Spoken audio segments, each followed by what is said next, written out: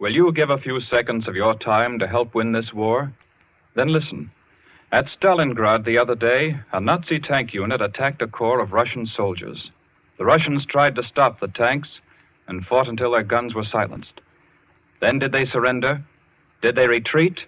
No. 18 of them rushed forward with bombs in their hands, got under the tanks, and blew them up.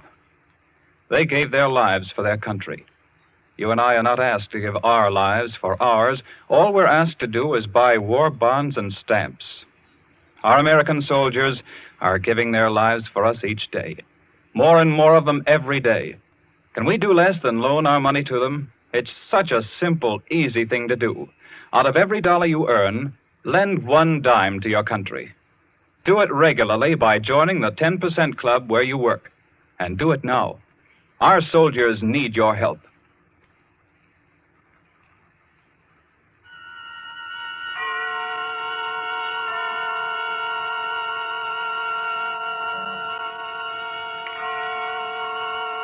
The Columbia Network takes pleasure in bringing you Suspense.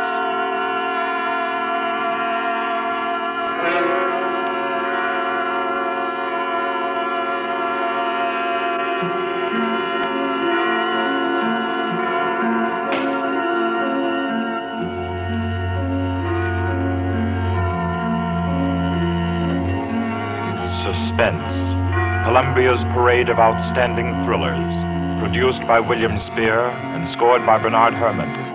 The notable melodramas from stage and screen, fiction and radio, presented each week to bring you to the edge of your chair, to keep you in suspense.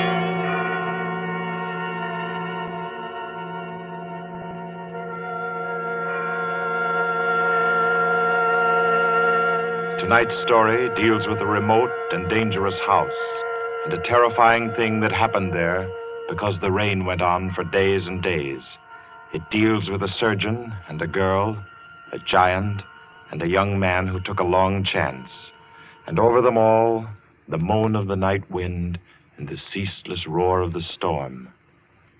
For your suspenseful listening, we invite you to learn about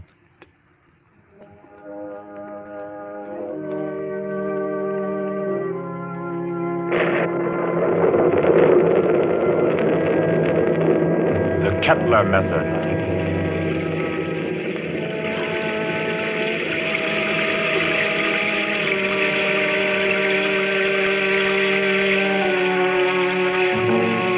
Four days of rain they've been, ceaseless, teeming, pouring with a steady, relentless rhythm. 4 solid days. The fields around Culston had been turned into huge puddles that reflected the heavy, swollen sky. And Dr. Morrissey was stirred by a deep anxiety. He stood beside a window in his sanitarium, which rose high on a lonely hill a few miles from the little town of Culston, and stared into the jagged, spraying screen of rain. It was just 3 o'clock. 3 o'clock of an afternoon he would long remember. He was on the point of sending for Caffrey, the ward attendant, when the door opened, and Caffrey came in, pale, disturbed. Dr. Morrissey. Is there anything wrong, Caffrey? I don't know.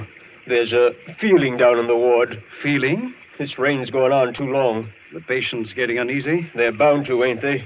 If a guy with good nerves gets jumpy, you can imagine what it does to theirs. Seem to be affecting anyone in particular?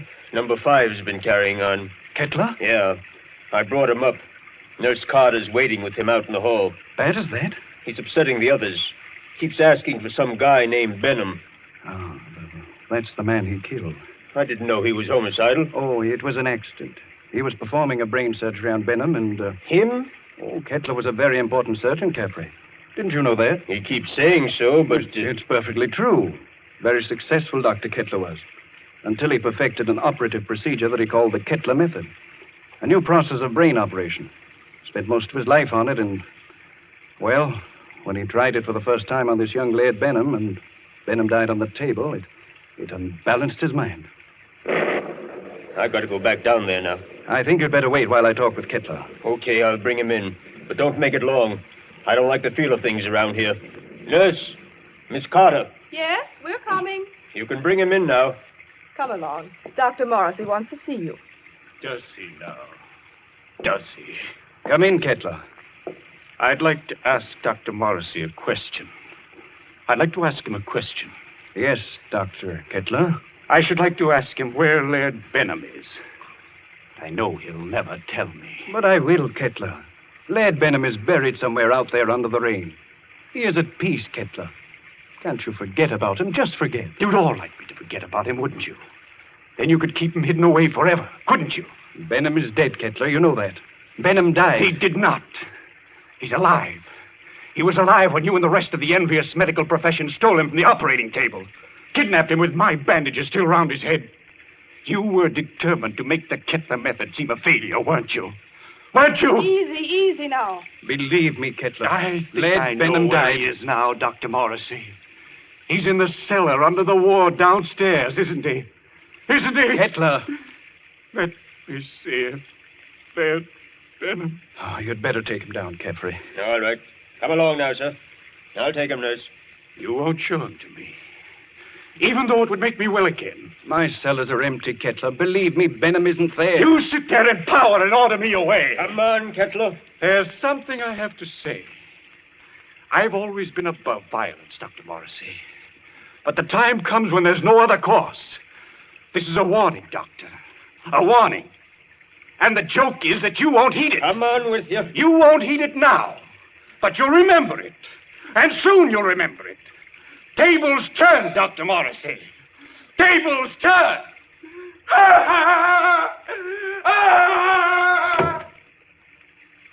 Poor thing. I'm afraid I'm failing with him. Failing completely. But you're not. It takes time to put a man back together. Oh, it's taken me too long with Kettler. I'm beginning to be afraid. If you'll pardon me, Doctor, Yes? I do think you're making a mistake. With him? No, with yourself. You haven't had a real vacation in 3 years, Dr. Morrissey. Oh, you think I'm wearing a bit thin just now, don't you? And you're right. But I really can't leave my patients in anyone else's hands. Not now, at any rate. No, I'll have to make the best of it. But you need relaxation, Doctor. I know. Well, I hope to soothe my ragged nerves somewhat over this weekend. Oh? I've some friends coming down from the city Friday night. Leslie and Claire Winton. Young married couple, newlyweds. And I'm just going to relax with them and forget everything until Monday morning. You must, Doctor. You do need it so badly. Oh, by the way, Doctor. Yes? I slipped some those new sample bandages into your coat pocket. Thanks. I'll have a look at them. I think they're quite good. The salesman said that... Yes, nurse. What is it? Did you hear something? Thunder, wasn't it? Something else besides thunder. I thought it... Well, I didn't hear it. My nerves must be getting the best of me. Perhaps it's a case of nurse heal thyself, eh? I'm not the only one who needs a rest. You know, it might be a very good idea if we both... Dr. Morrissey, I heard that. what is it? It's coming from the ward. Sounds like... That was a shot, nurse. You get on the phone. Call the police at Colston. Hello? Keep at it. Hello? Someone's trying to get in from the hall. Dr. Morrissey! Dr. Morrissey! It's Caffrey. Just a moment. Caffrey, what is it? He's ganged up on me. All of them are coming up the stairs. Kettler, clear out of here. Oh. Steady, nurse. He's dead, isn't he? Yes. Dr. Morrissey. Kettler. Remember my warning. Remember it, Doctor. Tables turn, Dr. Morrissey. Tables turn.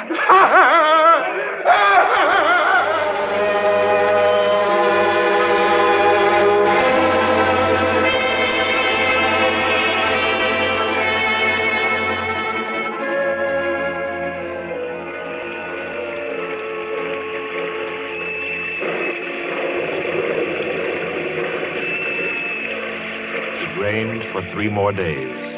Friday night came, black, wet, and glistening. And the 8:15 express groaned into Colston Station, bringing Leslie and Claire Winton out from the city with their weekend luggage.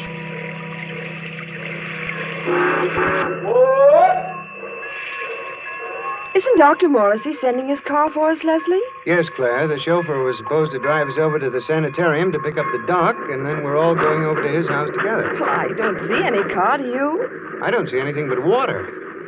Maybe we're rowing over in a skiff. Oh, I hate that sound. Like somebody's in agony. I think you're a little depressed, dear. Well, I shouldn't be surprised. My head's still aching dreadfully. Poor lover. How long's that been going on now? Almost a week. It frightens me. I don't think it's anything serious. Waiting in the rain like this doesn't do it any good, I'm sure. I don't understand. Doc's usually so punctual. Right on the dot.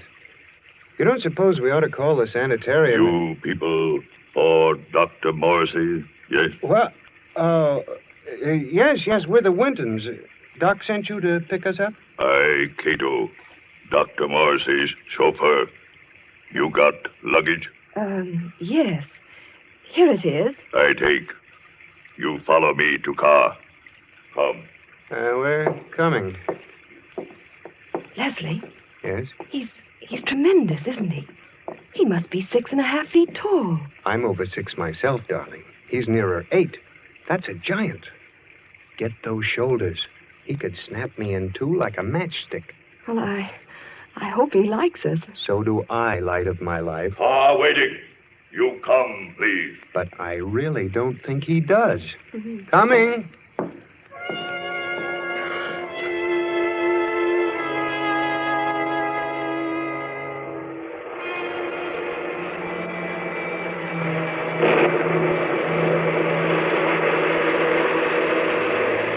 The heavy car lurched and hurtled over the rain-soaked roads, tearing wildly through the dark and careening up the hillside toward the stark walls of the sanitarium. It skidded to a standstill in front of the main entrance, and cold black Cato led them inside. The brightly lit corridors were deserted, silent, like hallways in a nightmare. Claire was aware of her headache growing steadily worse as Cato opened the double doors and ushered them into the waiting room. You'll tell Dr. Morrissey we're here, huh? Doctor, be with you soon. You do not go away. Yes, thanks.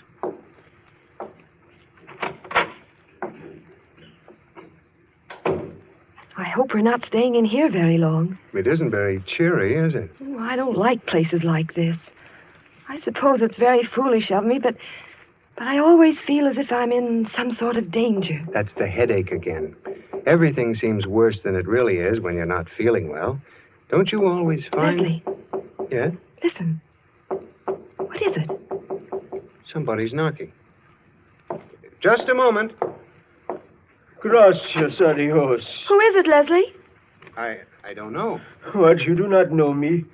I am Arturo Alvarez, the South American pianist. You have heard of me? Well, sure, I've heard of Arturo Alvarez, but I'd hardly expect to find him Leslie, in... humor him.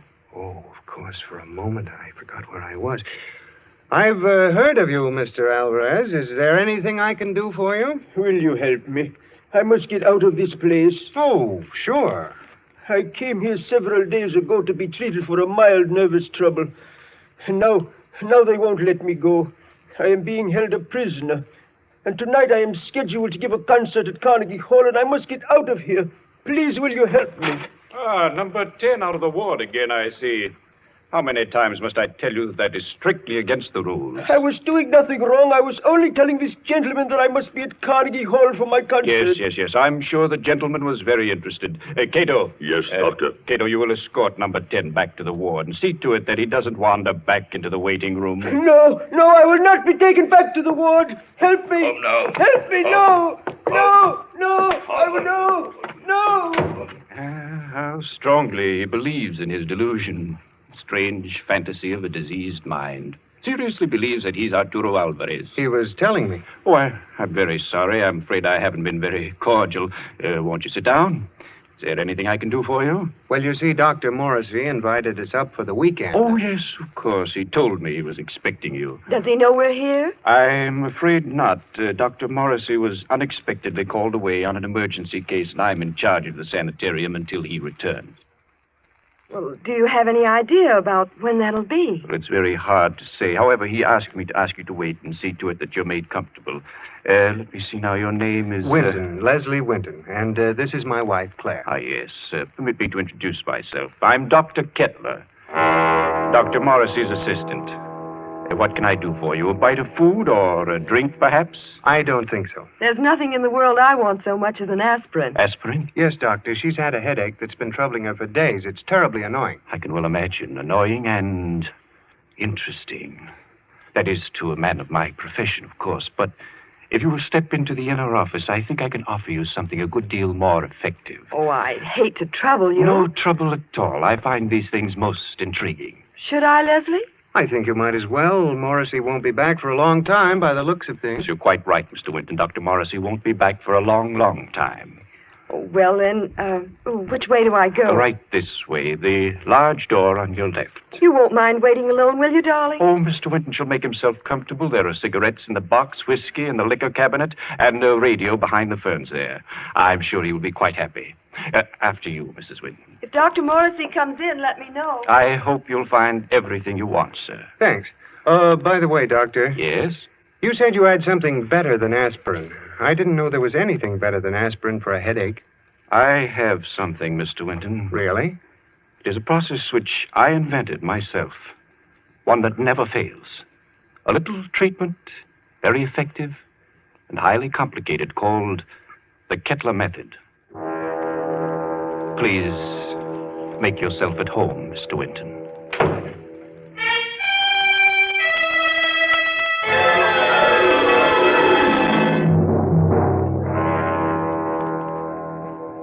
Leslie sat there, alone in the big waiting room for a while. Then creeps began setting in, and he thought to himself, Maybe I'll have that drink after all. He rose and went over to the liquor cabinet that Kettler had pointed out to him and opened it. Why, there's nothing in here but books. Yes, books. Books that were so thick with dust that it was clear they'd been there for months. Well, no drink for Leslie. Maybe a cigarette. Kettler said the box was full. He picked it up and started to open it. Why, it isn't even a cigarette box. The darn thing's a bookend. Yes, that's just what it was. Leslie began to think it was a tough job making himself at home in that waiting room. And then the idea occurred to him. Maybe the radio works. He went over to the radio then, turned it on, and... We are sorry to announce that the program scheduled for this time from Carnegie Hall has been cancelled due to the mysterious disappearance of Arturo Alvarez, the noted South American pianist. Mr. Alvarez was known to be suffering from a minor nervous disorder and was last seen departing on a short trip to Colston in upstate New York. Alvarez. That guy is Alvarez. What's going on here? Claire! Claire! Locked. Dr. Kettler, open this door. Open it. Do you hear me? Miss Claire! Winton, Oh, you. Tell him to open up. Tell him. Tell him. doctor send me. Tell you, young lady headache bad. Very bad. What do you mean? He operate. Operate. He say take long time. He say you not wait. You come back tomorrow. Operate. No, no. Kettler! Kettler! Claire, can you hear me? Can you hear me? Of course she can hear you, Mr. Winton. The operating table is just inside the door. Bring her out here. Let her go, I tell you, Kettler. But I find that an operation is indicated, Mr. Winton. I forbid you to touch her. You forbid? You? I'm in charge here. No one forbids me. Do you understand? You're insane. If you lay your hands on her, I'll kill you. So help me, I'll kill you. Very well, Mr. Winton. If you do not wish me to operate, that's all there is to it. I would scarcely force my services upon you. However, the girl's condition is quite serious, and I... Good work. Good work, Cato, my boy. A masterstroke. Do you still forbid me, Mr. Winton? Do you? Do you? Oh, you don't answer. Good, good. Take him to the cellar, Cato, and lodge him there with his friend, Dr. Morrissey. They should have a good deal to talk over in the still hours of the night while I cure the young lady's headache unmolested.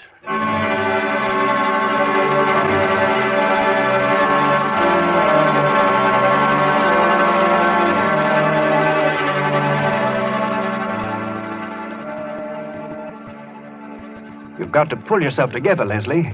Now try. Try to think. Cato brought you down a few moments ago. You've been hit in the head. Can you remember? Yes, I was talking to Kettler, trying to make him let Claire go. Claire? Oh, good Lord, Morrissey. Where is she? He's got her. Kettler? She's on that operating table up there. We've got to do something. We've got to do something. Well, I'm afraid there's not much we can do. I've been here for 3 days and nights. What happened? It was a nightmare come to life. I'd had Kettler in my office for treatment. Yeah? He was off on a wild tangent, insisting that I had a man whom he had killed hidden down here in the cellar. That I and the rest of the medical profession had kidnapped him off the operating table with his head still swathed. He thinks I've been keeping this venom from him all along, even though I've known that just one side of him would cure his mental disorders. He hates me with every fiber of his twisted brain. He's a dangerous case, Leslie. He'll kill Claire? He may. There's a slim chance he won't. What's that? Well, all the surgical instruments are locked away. It's possible they may not be able to find them. Isn't there any way we can get out of here? Well, wouldn't I have used it? Where does that corridor lead to? To the staircase that goes to the first floor. Well? Not a chance. Comes out in the operating room, and they keep that door locked as tight as a drum. Besides, Kettler still has the pistol he took from my nurse. I've got to think. I've got to. And my head hurts so I can't make good sense. Let's say that. I think they gave you a nasty cut. Oh, it doesn't matter. Say, Doc, Yes? what was his name? Who? The guy Kettler thought you were keeping from him, the one he killed. Benham. Laird Benham. Why? Was he a young fellow? Yes, rather tall, slender chap. Say, Doc, Hmm? do you have any bandages down here? What? Bandages. Why, yes, I think so. They're stored down here. Enough to bandage my whole head, face, and everything? Why? I might have a chance of getting through that door up there.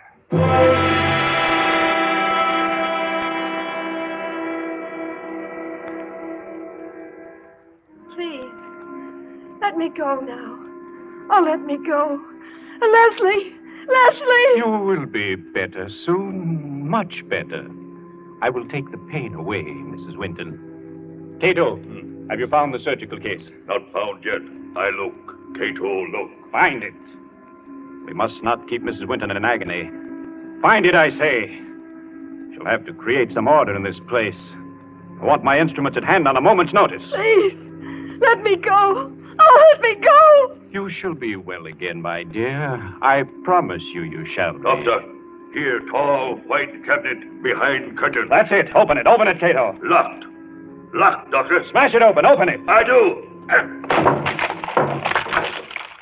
You'll find scalpels on the top tray. Bring them to me. Yes, Doctor. Is here, Doctor. See, knives. Good, sharp knives. Cato find. He find them. Excellent. How they glitter. It is good to feel the knife in my hand again. Put the others right beside my pistol here on the table. Please. Oh, please. There, my girl. I shall expend all my genius on you. You shall be well again. No. No. No. Now to work. What was that? Who's there? Dr. Kettler, Who is it? I have found my way back to you. Open the door, Dr. Kettler. I've come back again. Who are you? You remember?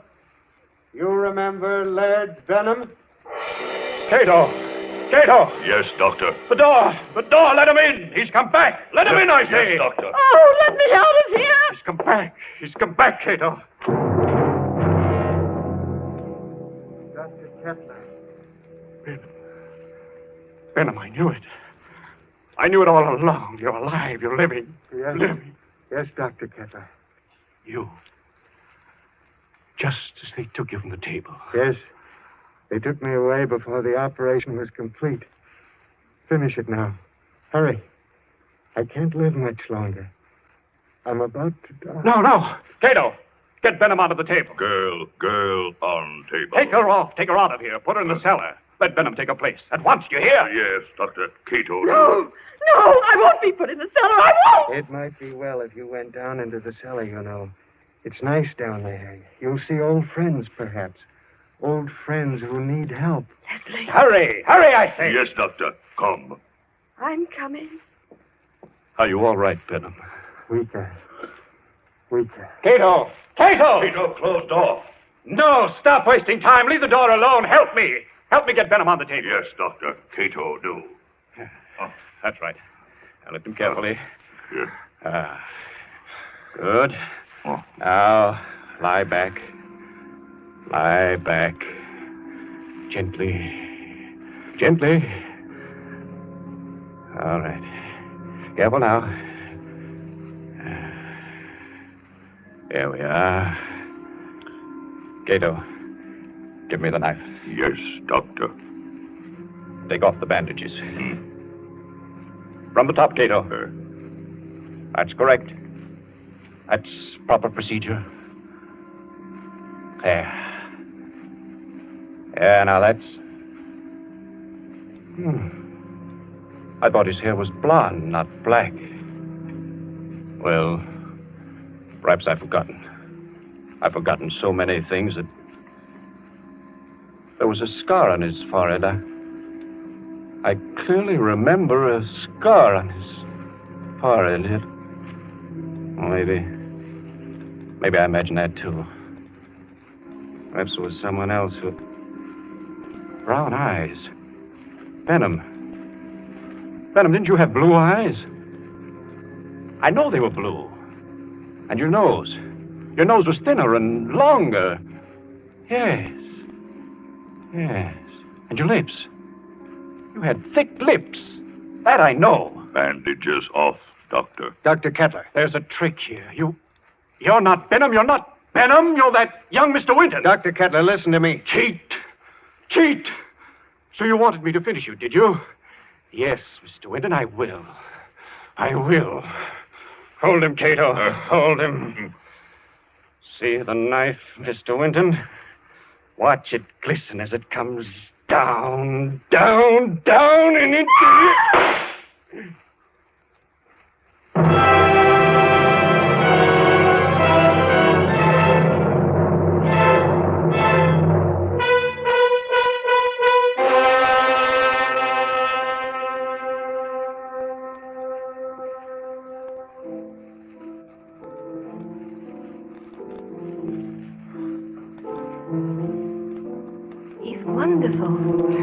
You don't doubt that he's Arturo Alvarez when you hear him play the piano, do you? That's a marvelous old instrument you have, Doc. It was my mother's. This old house has been in the family for generations. Who'd ever thought we'd be alive to sit in your house and listen to somebody play a concerto? We wouldn't have been. At least I wouldn't have been if you hadn't snatched that revolver off the table right out from under Kettler's nose before they threw you into the cellar. That was the lifesaver. Made the weekend perfect. I'm afraid it wasn't very restful. Hereafter, I'm spending all weekends in a cozy little corner under the L. It was worse for Claire than anybody. She had a dreadful time. It was ghastly, all right. Horrible. But you know something? What? My headache. It's completely gone.